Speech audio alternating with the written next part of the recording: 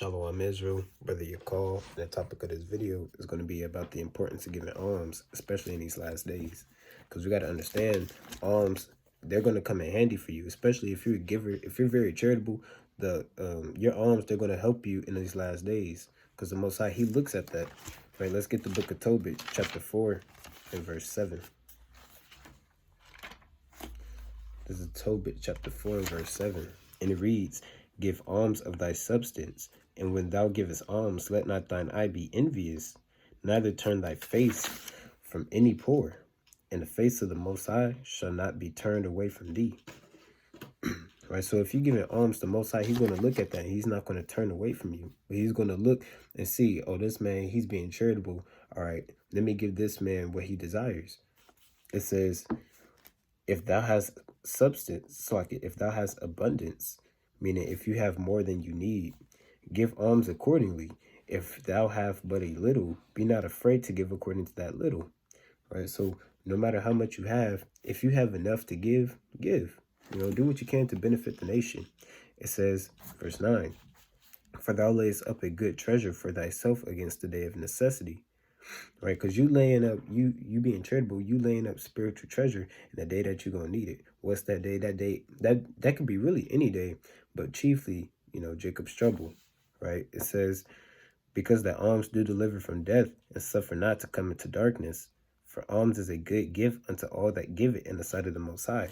He's not going to take your alms for your alms for granted. Right, the Most High, he's not just going to wink at that. He's going to be like, oh, this man's giving. All right, all praises. The angels are going to rejoice at that. 2 Corinthians chapter 9 and verse 7. It says, "Every man according as he purposeth in his heart, so let him give." Right, when you give, you want to be sincere. That's what this is going into. It says, "Not grudgingly or of necessity, for the Most High loveth a cheerful giver." Right? So you want to do it out of the kindness of your heart when you give. You don't want to give just to say, oh, yeah, I gave alms today. Yeah, I'm going down the list of things I want to do today. Okay, of course you can say, you giving alms is a part of your routine, but you want to do it out of sincerity. You don't want to do it just to say, well, I did it just to did it. Right? You don't want to groan and complain when you do it either. It says, for God loveth a cheerful giver. Right? Because the Most High, he knows your true intentions. If you're giving cheerfully, the Most High, he's going to be like, hey, he gave cheerfully, so I'm going to give back to this man. Right? Let's get Matthew chapter 6 and verse 1. Matthew chapter 6 and verse 1. It reads, "Take heed that ye do not," take heed that ye do not your alms before men, to be seen of them. Otherwise ye have no reward of your Father which is in heaven. Therefore, when thou doest thine alms, do not sound a trumpet before thee, as the hypocrites do in the synagogues and in the streets, that ye may have glory of men. Verily I say unto you, they have their reward. Right, so if you're only doing charity to basically get a better name for yourself, or boost your ego, or whatever the case may be, if you're only doing it to be seen of men, the Most High, he's not looking at that. You've done it in vain. It's useless at that point, because you weren't sincere about it. You didn't do it out of the kindness of your heart. Right, you did it just to be seen and just to gain reputation. Right, that's not what alms is about. Right, so you also don't want to boast about it either. Let me get the book of Proverbs, chapter 27 and verse 2, I believe. Yeah. Proverbs chapter 27 and verse 2. It says, "Let another man praise thee, and not thine own mouth, a stranger, and not thine own lips." So, hey, let it be anybody else to praise you except yourself. Because, that's, you kind of idolizing yourself at that point. If you over there praising yourself and saying, oh, yeah, I gave alms today, or, oh, yeah, I did this today, man, all praises, and, I did this and this and this. Hey, you praising yourself, that's idolatry. You're idolizing yourself. Right? And that's not what alms is about at all. Alms is about giving. It's not about, oh, me, this is what I did. You don't make it about yourself, you make it about others. Right? Let's get the book of, let's go back to Matthew chapter 6. In verse 3, but when thou doest alms, let not thy left hand know what thy right hand doeth, that thine alms may be in secret, and thy Father which seeth in secret himself shall reward thee openly. Right? Because you don't want other people to know that you gave alms. You don't want other people to be like, oh man, you heard of him? Yeah, that brother just giving alms just to give alms. You don't want to basically reveal that you're giving alms. That's like when you praying and you praying to the Father only, right? You go into your secret, discreet location, and I believe it says it in the same chapter where you go into your secret spot and you just pray to the Most High. You got to be the same way with giving alms and charity. I believe it says that in verse 5. Yeah, it says, and when thou prayest, thou shalt not be as the hypocrites are, for they love to pray standing in the synagogues and in the corners of the streets, that they may be seen of men. Verily I say unto you, they have their reward. Right? So, and their reward is nothing good. They doing that in vanity. If you're trying to be seen by men, you're doing it in vanity, right? And I'm gonna read verse 3 again, and then I'm gonna read it in the Good News translation to help you get a bit of context. It says, but when thou doest alms, let not thy left hand know what thy right hand doeth. That's not talking about when you give alms, you kind of talking to your left hand, but your right hand can't know. That doesn't make sense, right? This is verse 3 in the Good News translation. It says, but when you help a needy person, do it in such a way that even your closest friend will not know about it. Right. Sometimes you have to go into different translations to really get the context and understanding, but you also want to be aware. But anyways, you don't want to basically boast. Again, you don't want to boast that you gave alms, or you doing this and you doing that for the nation. You don't want to be that person, that brother or sister that's known to just boast about yourself. Right. 1 Peter chapter 4 verse 9.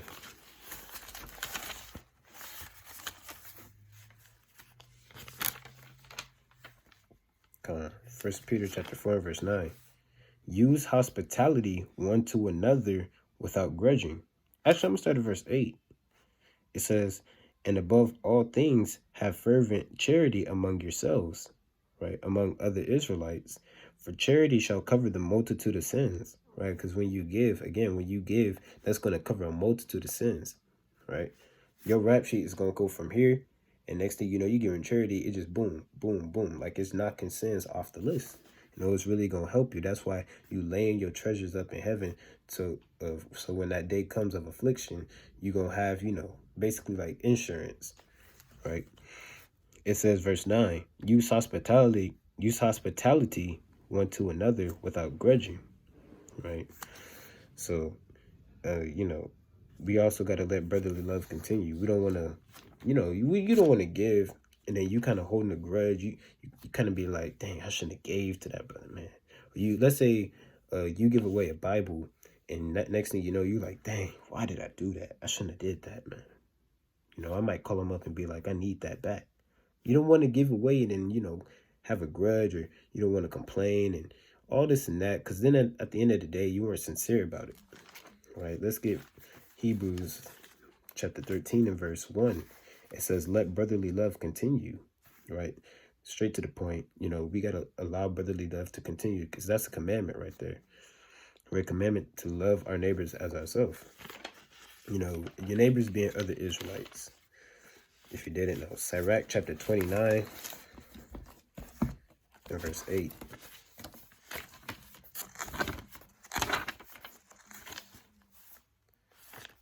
Sirach chapter 29 and verse 8. It says, yet have thou patience with a man in poor estate, and delay not to show him mercy. Right? So don't tarry to show somebody mercy who's going through it. Right? Let's say you got a brother and he doesn't have any food in his fridge, and you just sitting there on a stack of money, and you kind of just, delaying to help that brother out. Hey, help the brother out. Give, what you would want, basically. They say the golden rule, treat others how you should be treated, how you would want to be treated, right? If you were in that, you got to imagine yourself in other people's shoes. It says, help the poor for the commandment's sake, and turn him not away because of his poverty. Right? So don't just turn him away. Be like, man, that brother poor, man. Hey, get him out of my face. Don't be like that. Hey, help him out. Right? Because at the end of the day, we're all we have. It says, verse 10, lose thy money for thy brother and thy friend, and let it not rust under a stone to be lost. But right, because a lot of our people, we like to hide the money under the mattress, kind of save up for this and that, some folly or vanity, right? Hey, you could use that money to help a brother in need. Help a brother who's short on rent. Put some food in his fridge. Or whatever the case may be. If he's low, if he needs gas, hey, help him. Put some gas in his car. Whatever he needs. A brother might need a ride to camp. Hey, help him out. Give alms, because the Most High, he sees that, right? And I'm going to get chapter 2 and verse 1 real quick. Sirach chapter 2 and verse 1.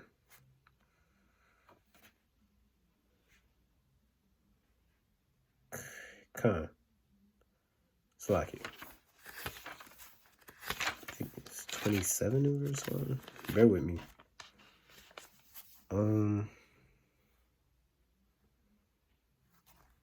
I gotta find it.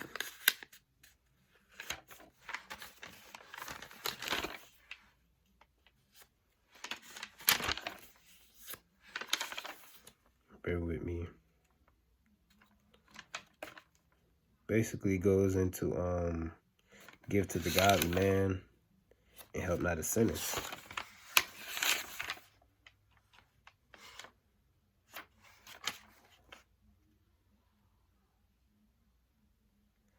Yeah. It's like it. Bear with me. Let me look it up real quick. I can't leave off without this one.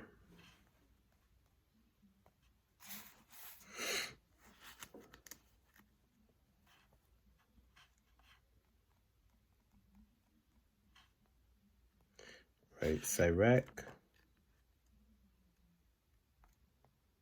chapter 12.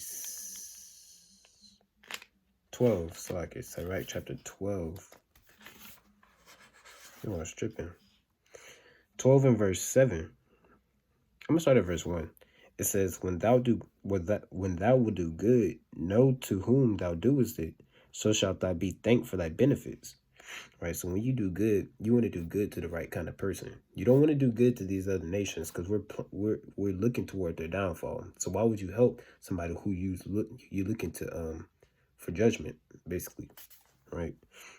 So that's the other nations are out the way, right? It says, verse 2, do good to the godly man. Are the other nations godly? Nah, they got their own gods. They got idols. They got all these types of things that are contrary to our doctrine, right? So, from the rip, we know that's going into, definitely don't give to these other nations. It says, do good to the godly man, and thou shalt find a recompense. And if not from him, yet from the Most High. So let's say you find a brother and he's on the side of the street. And he kind of got his fringes on, right? And, he needs to change his tire, but he don't know how. Let's say, you giving alms by helping him change his tire. And if, he might not be able to help you because he might be low on money, right? This is just a scenario. He might be low on money and he's like, well, I can't pay you back, but, the water. And, the Most High, he's going to see that. So, hey, if that man's not going to help you, the Most High, he's going to give back, right? It says, do good to the godly man, and thou shalt find a recompense. And if not from him, yet from the Most High. So, you're going to get recompense as long as you're not just doing it to get recompense. If that makes sense, if you have ears to hear, as long as you're not doing it to get recompense, the Most High, he's going to help you out and give back, right? Verse 3, there can no good come to him that is always occupied in evil, nor to him that giveth no alms, right? If you're not giving alms, what good is going to come back to you? Verse 4, and there's many ways to give alms. You don't always just have to give money or, give food or give clothes or, there's many ways to give alms, right? Hey, making edifying videos, going out and teaching, that's giving alms. It says, verse 4, give to the godly man and help not a sinner. Do well unto him that is lowly, but give not to the ungodly. Hold back thy bread and give it not unto him, lest he overmaster thee thereby. For else thou shalt receive twice as much evil for all the good thou shalt have done unto him, right? Like, for example, let's say you give to a homeless man, right? A homeless man of our nation, right? But he's not a godly man, right? And you got to learn to discern and try these spirits as well. Ask him, what do you need the money for? You don't have to be like, grab him by the shirt and be like, what do you need the money for? You kind of pinning him against the wall. You ain't got to do all that. But you could kind of subtly just ask him, you good? What do you need? Ask him if he needs food or something like that. And, depending on his response, it'll reveal unto you, what type of spirit you're dealing with. But let's say, for example, you give into a homeless man and, he, he looking down and out and, you give to him, you give him like $20. Next thing you know, he goes to the gas station and buys a pack of Black and Milds to smoke. See, you done gave your good unto an ungodly man. And now you're going to receive twice as much evil for the good that you did, right? Because even though you had pure intentions, hey, you have to discern these spirits and make sure that you give into the right people, right? Verse 6, for the Most High hateth sinners, right? And that just cuts the doctrine that the Most High loves the sin, hates the sin and loves the sinner. Because it just said, for the Most High hateth sinners. It says, and will repay vengeance unto the ungodly, and keepeth them against the mighty day of their punishment. Give unto the good, and help not the sinner. Right? And with that, I want to bid y'all all a hearty shalom. Brother Yakal signing off.